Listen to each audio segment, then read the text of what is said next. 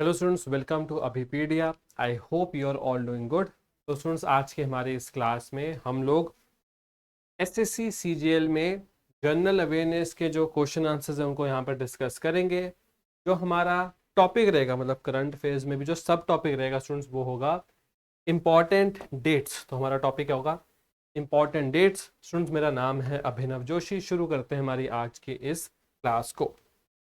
ठीक है स्टूडेंट्स, तो सबसे पहले आज का फर्स्ट क्वेश्चन, बिल्कुल साथ में आप लोग अपना अगर एक नोटबुक रखनी है अटेम्प्ट करने को वैसे कर सकते हो, अगर आपको वर्बली अटेम्प्ट करना है वैसे कर सकते हो, पर अटेम्प्ट आपको जरूर करना है। ठीक है, जो डाउट वगैरह सब कुछ, मतलब जैसे आपको कोई डाउट लगता है आप डाउट भी मेरे साथ शेयर कर सकते हो, मैं उसको बिल्कुल आपको सोल्यूशन दूंगा। ठीक है, आज का स्टूडेंट्स हमारा फर्स्ट क्वेश्चन, बिल्कुल आप इस क्वेश्चन को देख सकते हो।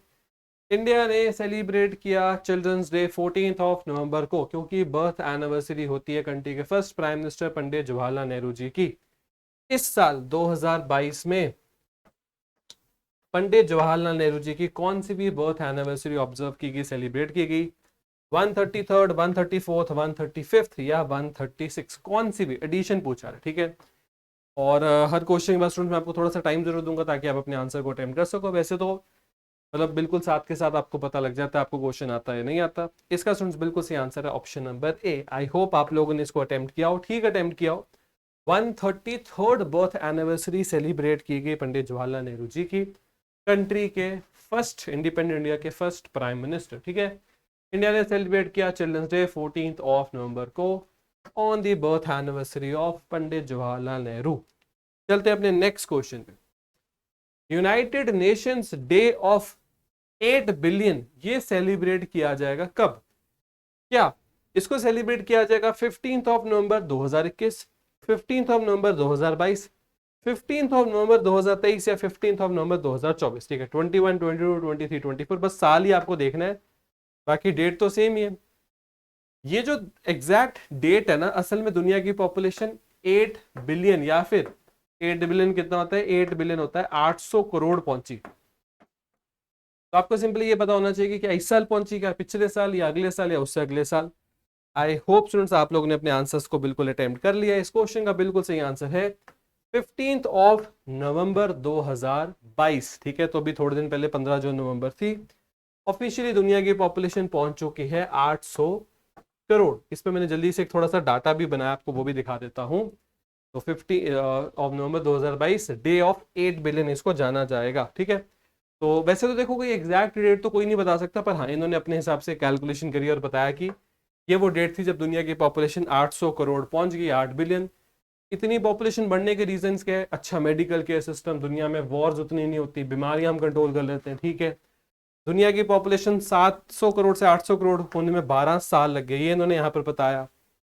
इस ग्राफ में दिखाया जा रहा है कि कैसे आज से 200-250 साल पहले दुनिया में इतनी पॉपुलेशन नहीं थी, पर कैसे पिछले कुछ टाइम में, जैसे यहाँ ईयर्स लिखे हुए हैं 1850, 1900, कैसे पिछले कुछ टाइम में दुनिया की पॉपुलेशन में एक बहुत बड़ा इंक्रीज आया, और आज हम कहाँ पर है? आज हम ऑलमोस्ट यहाँ कहीं है 8 बिलियन पे। ठीक है, तो अभी ये और बढ़ेगी, पर हो सकता है कि आने वाले कुछ सालों के बाद दुनिया की पॉपुलेशन में जो इंक्रीज है वो कम हो जाए, उसके बाद स्टैग्नेट हो जाए, और उसके बाद कम भी हो सकती है। ये भी बिल्कुल देखा गया दुनिया में। ठीक है, चलो ठीक है। 15 नवंबर को सेलिब्रेट किया जाता है जनजातीय गौरव दिवस या फिर ट्राइबल प्राइड डे। असल में किन को रिस्पेक्ट देने के लिए? To honour tribal freedom fighter. क्या उनका नाम था रानी गिंधुलिया? क्या उनका नाम था बिरसा मुंडा? क्या उनका नाम था तिलक माझी? क्या उनका नाम था तिरोत सिंह? कोशिश करो स्टूडेंट्स इस क्वेश्चन को अटेम्प्ट करने की। जनजातीय गौरव दिवस या ट्राइबल प्राइड डे असल में हमारी कंट्री में इसको रिसेंटली सेलिब्रेट किया गया था। इनमें से किन की बर्थ एनिवर्सरी पे सेलिब्रेट किया जाता है? बिल्कुल जो स्टूडेंट्स इस क्वेश्चन का सही आंसर है वो है बिरसा मुंडा जी। ठीक है, आई होप आपने देखा होगा कि प्राइम मिनिस्टर ने, प्रेसिडेंट ने, सब ने इनके बारे में बात करी, इनके बारे में ट्वीट किया। ये एक बहुत बड़े फ्रीडम फाइटर, ट्राइबल कम्युनिटी से बिलोंग करने वाले फ्रीडम फाइटर थे हमारी कंट्री के। जनजातीय Gaurav Divas 2022 celebrates the birth anniversary of Birsa Munda ji. ठीक है, जैसे आपको पता है हमारी कंट्री के जो अभी प्रेजेंट प्रेसिडेंट है, ठीक है, अभी के जो प्रेसिडेंट है द्रौपदी मुर्मू जी, वो भी ट्राइबल कम्युनिटी से आते, तो उनके लिए एक और बड़ी चीज थी इस इवेंट में, वो उड़ीसा पहुंचे। ठीक है, बहुत अच्छा क्वेश्चन क्वेश्चन है कितने पब्लिक सेक्टर के बैंक, सिंपली कितने हमारी कंट्री के बैंकों को नेशनलाइज कर दिया गया था, उनका राष्ट्रीयकरण कर दिया गया था, गवर्नमेंट ने अपने अंडर ले लिया था। एग्जैक्टली हुआ था 1969। डेट कौन सी थी? तो डेट थी 19th ऑफ जुलाई 1969। हमारी कंट्री में एक ही दिन सरकार ने बहुत सारे बैंकों का एकदम से राष्ट्रीयकरण कर दिया। क्या 14 बैंक्स का राष्ट्रीयकरण किया गया था, 15, 16 या नन ऑफ दीज? तो how many public sector banks were nationalised on 19th of July 1969? कोशिश करो इस क्वेश्चन को अटेम्प्ट करने की। इस क्वेश्चन का जो स्टूडेंट्स बिल्कुल सही आंसर है वो है 14। 14 बैंकों का एक साथ राष्ट्रीयकरण कर दिया गया था। तब हमारी कंट्री में जो गवर्नमेंट थी वो इंदिरा गांधी जी की लीडरशिप में चलाई जा रही थी। तो नाम लिखे हुए बैंकों के Allahabad bank, Canara bank, United bank of India, UCO bank, syndicate bank, Indian overseas bank, bank of Baroda, Punjab national bank, bank of India, bank of Maharashtra, central bank of India, Indian bank, देना बैंक, यूनियन बैंक। ये सारे वो bank है जिनको एक ही दिन में जिनका राष्ट्रीयकरण कर दिया गया, प्राइवेट बैंक को गवर्नमेंट अपने अंडर ले आई। ठीक है, आगे चलते हैं। हर साल 7th ऑफ नवंबर को हमारी कंट्री में हम लोग सेलिब्रेट करते हैं national cancer awareness day. India में होता है नेशनल कैंसर अवेयरनेस डे। जो कैंसर की बीमारी है उसके बारे में और अवेयरनेस फैलाना, इसका क्या सिम्टम्स हो सकते हैं, क्या सोल्यूशन हो सकते हैं, इसको प्रमोट करना। ठीक है, पूछा जा रहा है कि 7th ऑफ नवंबर को इनमें से किन बहुत बड़े साइंटिस्ट की बर्थ एनिवर्सरी होती है जब इंडिया में हम नेशनल कैंसर अवेयरनेस डे को ऑब्जर्व करते हैं? क्या उन साइंटिस्ट का नाम था Galileo Galilei, Albert Einstein, Louis Pasteur या फिर मैरी क्यूरी? इनकी बर्थ एनिवर्सरी पे हमारी कंट्री में होता है नेशनल कैंसर अवेयरनेस डे।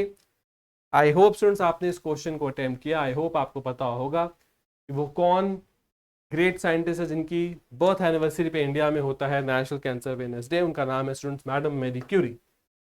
इनकी खुद की रिसर्च ना बहुत ज़्यादा थी रेडियो एक्टिविटी पर। रेडियो एक्टिविटी से आगे कैंसर कॉजिंग जो है बॉडी में शुरू होती है।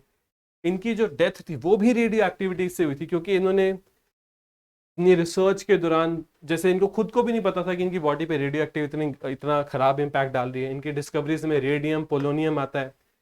इनका जन्म हुआ था 1867, डेथ हुई थी 1934 में। ठीक है, और इनको नोबेल प्राइज भी मिला था मैडम मैरी क्यूरी। ठीक है, इनकी बर्थ एनिवर्सरी के दिन हम लोग अपनी कंट्री में नेशनल कैंसर अवेयरनेस डे को ऑब्जर्व करते हैं। ठीक है, आगे चलते हैं। हिंदी दिवस या फिर हिंदी डे ऑब्जर्व किया जाता है, सेलिब्रेट किया जाता है हर साल किस डेट को? कब होता है हिंदी दिवस या हिंदी डे? इसका मेन मोटिव होता है कि हम हिंदी लैंग्वेज को इंडिया में और दुनिया भर में प्रमोट कर सके। गवर्नमेंट ऑफ इंडिया भी इस इवेंट को सेलिब्रेट करवाती है। क्या 14th ऑफ सितंबर को होता है हिंदी डे, 15th ऑफ सितंबर, 16th ऑफ सितंबर या 17th ऑफ सितंबर? तो स्टूडेंट्स असल में हिंदी दिवस या हिंदी डे जो है इसको हर साल 14th ऑफ सितंबर को सेलिब्रेट करते हैं, ऑब्जर्व करते हैं। इसके बारे में एक छोटा सा मैंने डाटा भी बनाया है। तो हिंदी दिवस या नेशनल हिंदी डे सेलिब्रेट किया जाता है हर साल 14th ऑफ सितंबर को।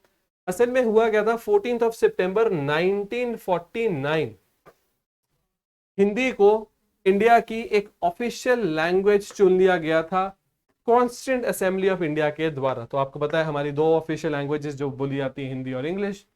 ऑफिशियल लैंग्वेज का मतलब है जो एक तरह से जैसे तो कागजी काम में, ऑफिशियल वर्क में जो यूज की जाए। ठीक है, तो उसमें से हिंदी एक लैंग्वेज है।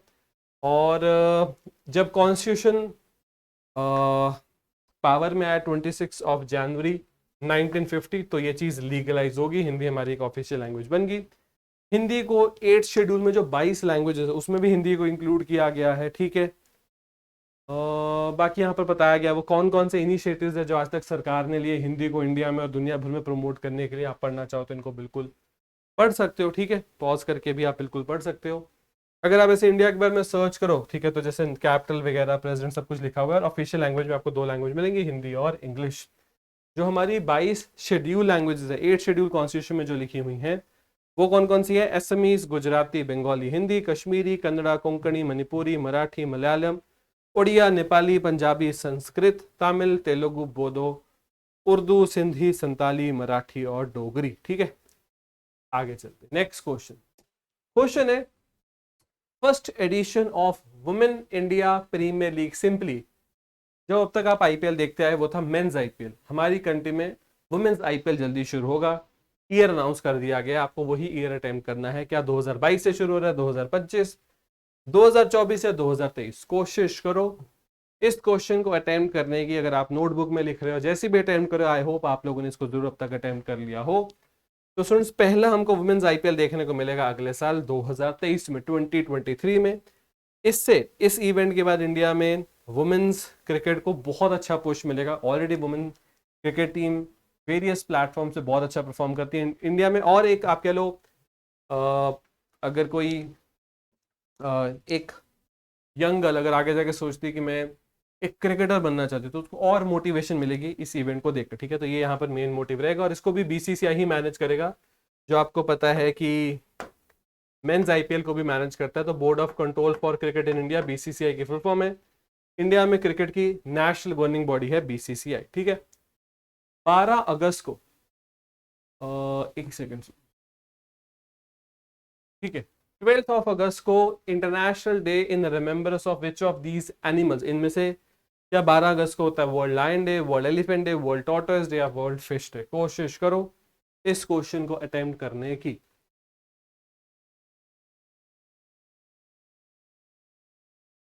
ठीक है सुन, तो 12th ऑफ अगस्त को असल में सेलिब्रेट या को ऑब्जर्व किया जाता है lion elephant tortoise fish day. इसका बिल्कुल जो सही answer students world elephant day.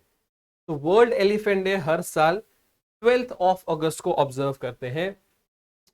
जैसे इंडिया में रह के में भी आपको बहुत इंटरेस्टिंग लगे कि एक टाइगर को देखना है, ऐसी अगर कोई इंसान इंडिया के बाहर से इंडिया घूमने आ रहे हैं तो उनको होता है कि इंडिया में के एलिफेंट जरूर देखना, ठीक है। और साउथ इंडिया में आपको पता है कि एक तो प्रेजेंस भी बहुत है इस एनिमल की, और वैसे भी कल्चरली रिलीजियसली भी हमारी कंट्री में एलिफेंट की एक बहुत इंपॉर्टेंट बहुत ज़रूरी इंपॉर्टेंस है, ठीक है। तो वर्ल्ड एलिफेंट डे हर साल हम लोग सेलिब्रेट या ऑब्जर्व करते हैं 12th ऑफ अगस्त को। इस स्पीशी के बारे में इंफॉर्मेशन फैलाना, इस स्पीशी का जो नंबर दुनिया में कम हो रहा है उसको और बढ़ाना, ये सब मेन मोटिव्स होते हैं, ठीक है। आगे चलते, इंडिया का पहला मिशन टू मून लॉन्च किया गया था किस साल में? तो हमने आज तक मून की तरफ 2 मिशन भेजे हैं, चंद्रयान 1 और चंद्रयान 2। आपसे पूछा जा रहा है चंद्रयान 1 के बारे में। 2 लॉन्च किया गया था 2019 में। पूछा आपसे जा रहा है चंद्रयान 1 के बारे में, ये किस साल में लॉन्च हुआ था? तो मून मिशन को ना लूनर मिशन भी बोलते हैं। जैसे भी रिसेंटली नासा ने भी एक लूनर मिशन लॉन्च किया अर्टेमिस के नाम से। तो क्या 1969 में इंडिया का पहला मून मिशन गया था, 2005 में, 2008 में, 1998 में? First moon mission students India का जो लॉन्च हुआ था, आई होप आपने अपने आंसर्स को अटेम्प्ट कर लिया है। बिल्कुल सही आंसर इसका 2008। 2008 वो साल था जब हमारा फर्स्ट मून मिशन हमने लॉन्च किया था। 2009 तक ये फंक्शनल रहा, बहुत अच्छे से इसने काम किया। फिर इसके बाद हमने चंद्रयान 2 लॉन्च किया, वो भी काफी अच्छा मिशन था, पर उसका कुछ पार्ट सक्सेसफुल नहीं हो पाया था। तो चंद्रयान 2 में क्या था, देखो अगर ये मून है इस तरह से, अगर ये मून है तो चंद्रयान 1 में क्या था, एक ऑर्बिटर था, ऐसा सा ऑर्बिटर, तो उसको बस मून के आसपास ऑर्बिट करना था, इमेजेस वगैरह खींचनी थी, ठीक है। चंद्रयान 2 में क्या था, एक ऑर्बिटर फिर से था और एक लैंडर था जिसने मून के सरफेस पे लैंड करना था। उस लैंडर के अंदर एक रोवर भी था अलग से, ठीक है। पर हुआ क्या कि वो जो लैंडर था वो सॉफ्ट लैंडिंग नहीं कर पाया, बहुत हार्ड लैंडिंग होगी उसकी मून पे। और अब हम फिर से एक लैंडिंग अटेम्प्ट करेंगे मून पे, चंद्रयान 3, ठीक है। तो वो अगले साल लॉन्च होगा चंद्रयान 3। तो इंडिया मून पे काफी सारे मिशन कंडक्ट कर रहा है, ठीक है, मैंने आपको उनके बारे में बता दिया। वर्ल्ड लायन डे सेलिब्रेट किया जाता है हर साल किस पर्टिकुलर डेट को? तो world lion day is being celebrated on which date? 9th of August को होता है, 10th of August, 12th of August या 11th of August? World lion day.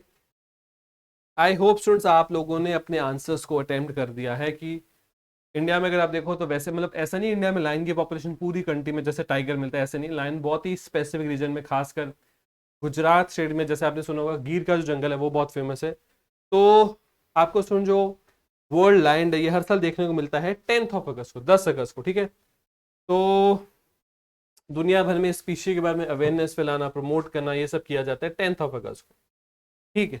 आगे चलते हैं, वो कौन सी डेट है जिसको सेलिब्रेट किया जाता है नेशनल ब्रॉडकास्टिंग डे की तरह? तो हर साल नेशनल ब्रॉडकास्टिंग डे किस पर्टिकुलर डेट को होता है? ये वो डेट है जब ऑल इंडिया रेडियो या आकाशवाणी की जो शुरुआत की गई थी हमारी कंट्री में, ठीक है, बहुत बड़ा एक पब्लिक रेडियो सिस्टम, तो नेशनल ब्रॉडकास्टिंग डे क्या हर साल होता है 21 जुलाई, 22 जुलाई, 23 जुलाई या 24 जुलाई? आई होप स्टूडेंट्स आप लोगों ने अपने आंसर्स को अटेम्प्ट कर दिया है। इस क्वेश्चन का स्टूडेंट्स बिल्कुल सही आंसर है 23 जुलाई। तो नेशनल ब्रॉडकास्टिंग डे 23 जुलाई को सेलिब्रेट किया जाता है।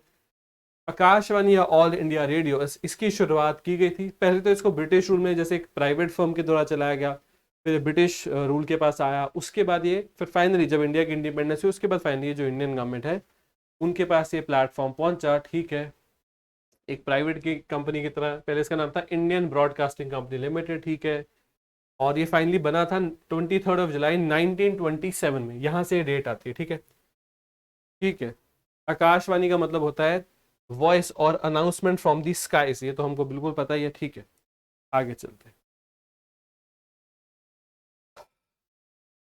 अच्छा क्वेश्चन। तो जैसा आपको बताया कि जो बहुत बड़ा कॉन्टिनेंट है यूरोप, उसकी कुछ कंट्री, सारी नहीं, मेजॉरिटी कंट्रीज ने ग्रुप बनाया हुआ है जो कि है यूरोपियन यूनियन, ईयू।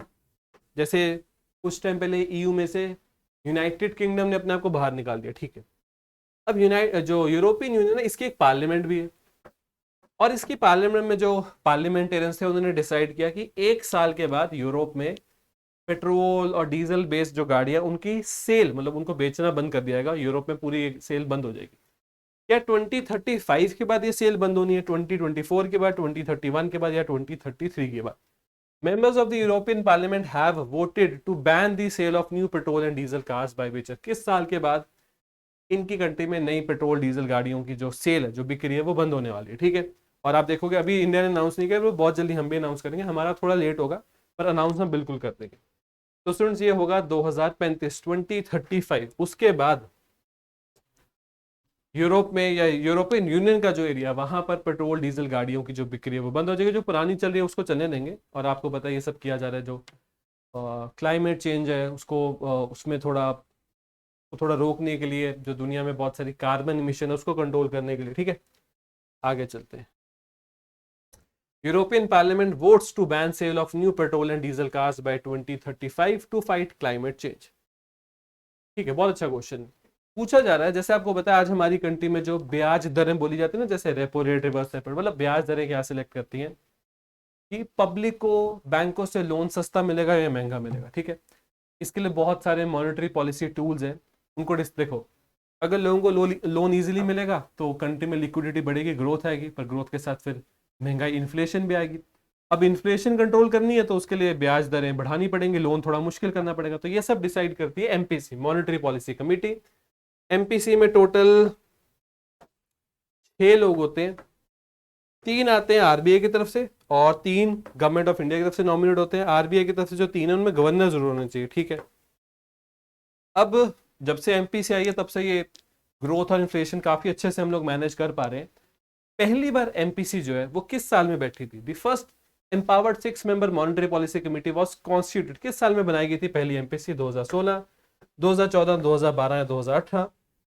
तो आई होप आपने इसको अटेम्प्ट कर लिया स्टूडेंट्स। इसका बिल्कुल सही आंसर था 2016, 2016 में पहली बार असल में मॉनेटरी पॉलिसी कमेटी जो है उसको बिठाया गया था, उसने अपना काम करना शुरू किया था।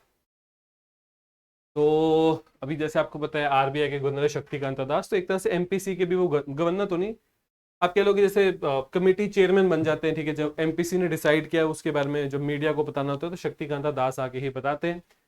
मॉनेटरी पॉलिसी कमेटी को एक साल में, मतलब हर 2 महीने बाद मिलना चाहिए, हर 2 महीने बाद सोचना चाहिए रेट्स बढ़ाने या कम करने। तो एक साल में ये 6 बार मैक्सिमम मिलते हैं, और मिनिमम इनको 4 बार तो मिलना ही मिलना है। किसी रीजन से अगर आप नहीं भी मिल पा रहे तो 4 बार आपको मिलना ही है। ठीक है, ठीक है स्टूडेंट्स, ये शायद आज का लास्ट ही क्वेश्चन है।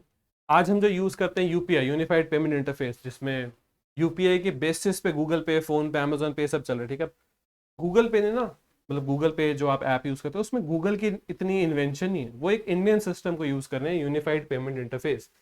इसको बनाया गया एनपीसीआई के द्वारा, national payment corporation of India के द्वारा। पूछा जा रहा है कि यूपीआई को किस साल में लॉन्च किया गया था? आज एक ऐसी चीज, एक ऐसी टेक्नोलॉजी जो हर एक इंडियन स्मार्टफोन में होती है, ये लॉन्च किस साल में हुई थी? 2015, 2016, 2017 या 2018? तो स्टूडेंट्स यूपीआई को लॉन्च किया गया था इन द ईयर 2016, 2016 में लॉन्च हुई थी यूपीआई। ठीक है, देख लेते हैं। तो unified payment interface national payment corporation of India ने 2016 में लॉन्च किया था और आज एक बहुत ही सक्सेसफुल फाइनेंशियल प्लेटफॉर्म है यूपीआई। ठीक है, ठीक है स्टूडेंट्स, इसके साथ आज की क्लास में जो मुझे आपको क्वेश्चन, जो इंपॉर्टेंट पॉइंट्स मुझे आपको कवर, मतलब इंपॉर्टेंट डेट्स हम कर रहे थे, ठीक है, आई होप आप उसको अच्छे से समझ पाए। अब स्टूडेंट्स यहाँ पर मुझे आपको एक और चीज समझानी है।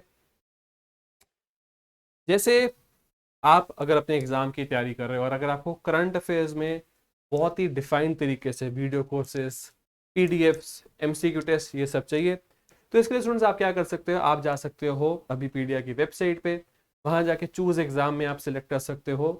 चूज एग्जाम अगर आप यहाँ पर क्लिक करो, ठीक है, और वहां पर आप सिलेक्ट कर सकते हो एसएससी सीजीएल एग्जाम को। जब आप स्टूडेंट्स एसएससी सीजीएल एग्जाम के ऊपर क्लिक करोगे तो इस तरह से आपके सामने एक पेज खुलेगा। इस पेज में स्टूडेंट जब आप थोड़ा यहाँ पर नीचे जाओगे और वीडियो कोर्सेज पे क्लिक करोगे, तो इन वीडियो कोर्सेज पे क्लिक करने के बाद आपको स्टूडेंट यहाँ पर नीचे आके मिलेगा करंट अफेयर्स सीजीएल का कोर्स। अब स्टूडेंट्स अगर आप इस कोर्स पे क्लिक करते हो, करंट अफेयर सीजीएल वाले कोर्स पे क्लिक करते हो, तो यहाँ पर क्या होगा स्टूडेंट्स, यहाँ पर सारा data week wise current, economics और मिसलेनियस जीके सीरीज में मिलेगा। वीडियोस भी सारी पीडीएफ्स भी, तो जो मैं आपको क्लासेस कराता हूँ उनकी एग्जैक्ट पीडीएफ्स, और उसके अलावा बहुत सारे एमसीक्यूज, बहुत सारे क्वेश्चंस। ठीक है, तो हर चीज स्टूडेंट्स आपको यहाँ पर अवेलेबल होगी। जो चीज में आपको, जैसे अगर आपको लगता है आपके एग्जाम में करंट अफेयर्स में आपको ये कमी लग रही है, आप यहाँ जाके पूरा कर सकते हो, आपको हर एक चीज यहाँ पर अवेलेबल हो जाएगी। ठीक है, बहुत ही डिफाइंड तरीके से यहाँ पर सब कुछ लिखा हुआ है, आप इसको बिल्कुल जाके रेफर कर सकते हो। इसकी प्राइसिंग वगैरह आपको स्टूडेंट यहाँ पर देखने को मिल जाएगी। ठीक है, और ये कोर्स आपको हेल्प करेगा जो आपके एग्जाम में जो भी आपको प्रॉब्लम फेस करनी पड़ रही है, ठीक है, वेरियस सब्जेक्ट्स में जो भी प्रॉब्लम है वहाँ पर आपको ये कोर्स बिल्कुल मदद करेगा। आई होप आज की जो क्लास थी इंपॉर्टेंट डेट्स के ऊपर, वो मैं आपको ठीक से हम डिस्कस कर पाए, और आई होप मैं आपको इस कोर्स के बारे में भी ठीक से बता पाया। मिलते हैं स्टूडेंट्स हम अपनी अगली क्लास में, तब तक ले thank you and have a very successful day. Thank you students, thank you.